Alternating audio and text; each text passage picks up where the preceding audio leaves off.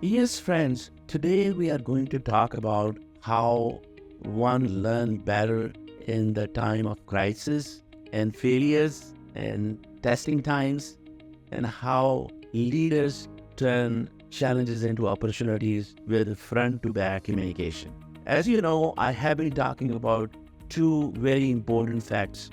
One, the importance of front to back communication, and second thing is, especially in Web3, how organizations are emerging and becoming decentralized autonomous organizations. In Web3, one of the biggest strengths of organizations is developing this new structure where there is actually a loosely bound policies and procedures, or you can call it, because these DAOs, these organizations are new, they are infantile stage, so they really need to develop their own policies, procedures, processes, so they can communicate and interact better. So that is the strength of Web3, that they don't need to hire thousands and thousands of employees, hence what I call them slaves, but actually interact with every single owner, so to speak, community member, and get the best out of them and develop an organization called DAO organization, decentralized autonomous organization, where everybody is an owner and everybody is interacting and everybody is self-criticizing and self-performing. But I told you the challenge there is there's lack of policies and procedures, and hence lack of communication. As you know, that I was involved in DAO structures and Web3 projects. And one of the particular Web3 projects where I really helped both from strategy point of view as well as providing funding.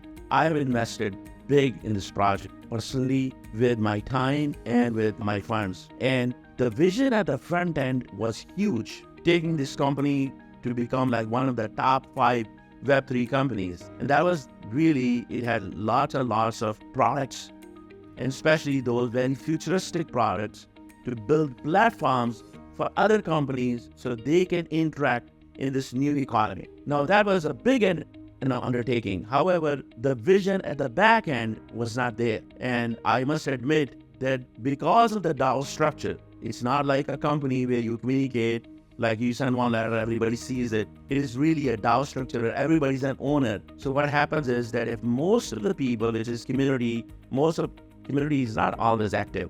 Only a few members in the community are active. So most of the community was on one stage, and then there is a middle layer, which is the management layer. Their job was to communicate to the community and bring the community and leadership on the same page. So leadership is going to develop big platforms where other businesses could even interact and develop their policies and procedures. So because I'm telling you, sooner or later, there will be companies like Oracle and SAP and IBM in Web3 that would be providing those policies, procedures, protocols for these DAO structures to sustain and shine.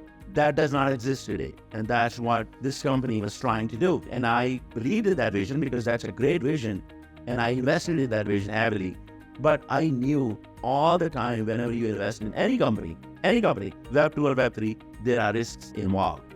And especially if you are doing in Web3, the reward is very high, but the risk is very high too.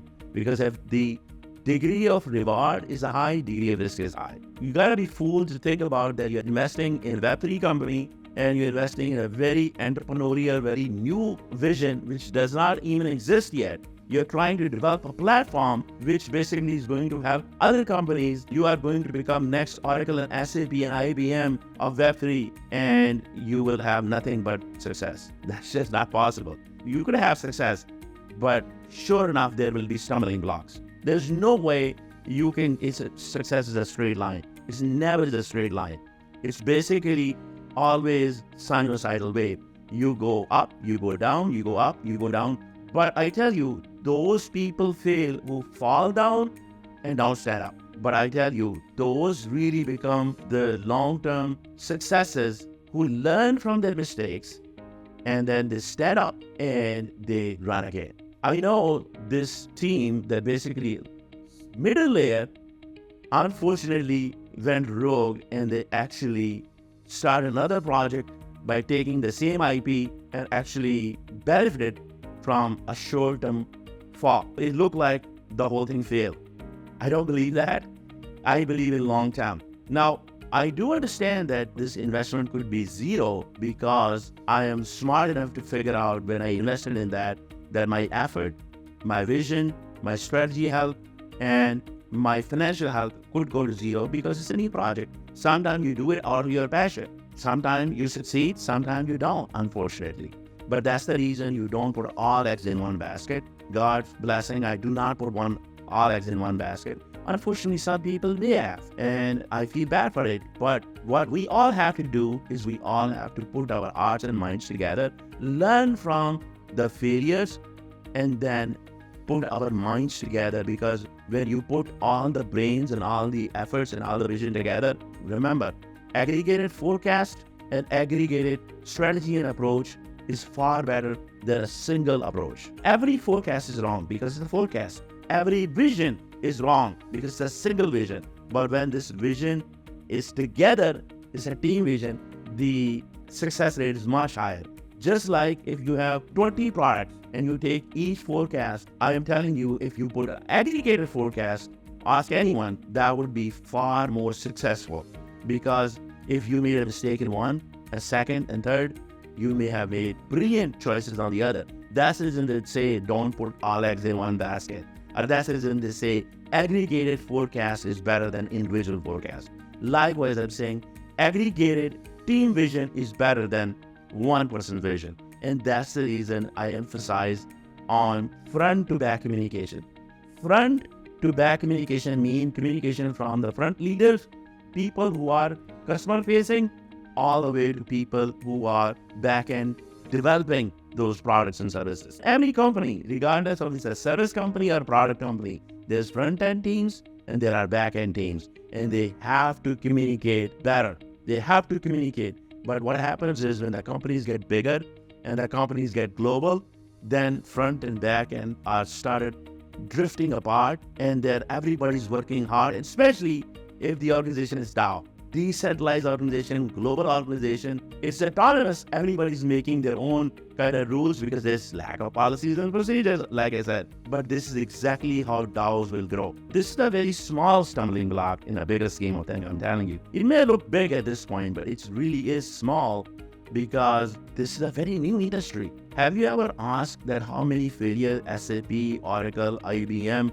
always say that Rome is not built in one day. It's not built in one day, but the real thing we have to see is that has the company closed, has the project totally closed, belly up, or the visionaries, the front end team is still trying to put their efforts together and basically rechanneling and trying to focus on lesser number of products. And that's another problem, that the front end team had a much bigger vision and trying to develop a platform for other companies to even utilize it.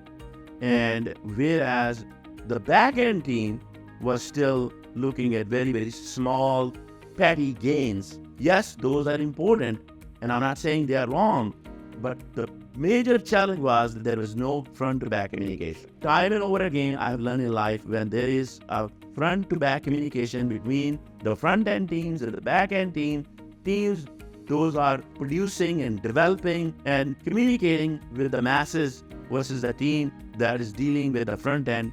If there is a gap like this, the disconnect, especially the DAO, the disconnect occurs very, very quickly, because they are not like a typical pyramid organization. It's a decentralized organization. The organization is actually like this, whereas the pyramid organizations are like that everything is right at the top and it disseminates.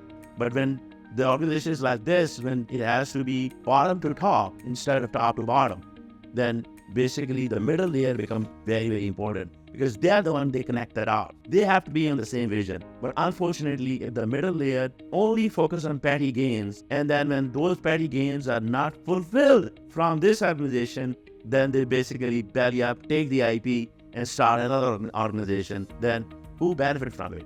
That middle layer who was actually making the salary, who was actually impatient, and who actually started another parallel company. Unfortunately, they are the one who went rogue. But yet, it's easy to blame up top. That's very easy. That's a human nature.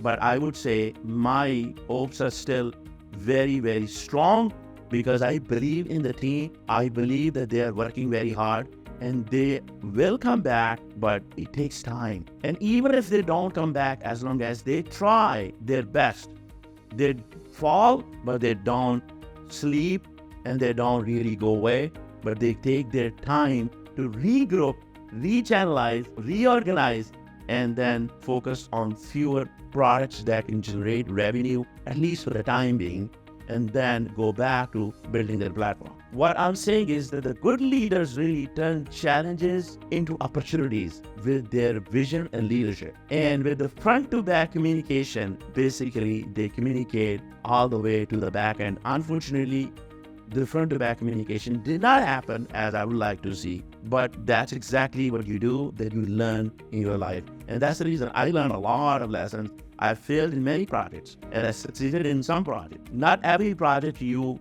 succeed, and that's the reason I'm saying aggregated portfolio, aggregated vision, aggregated forecast. So you win some, you lose some.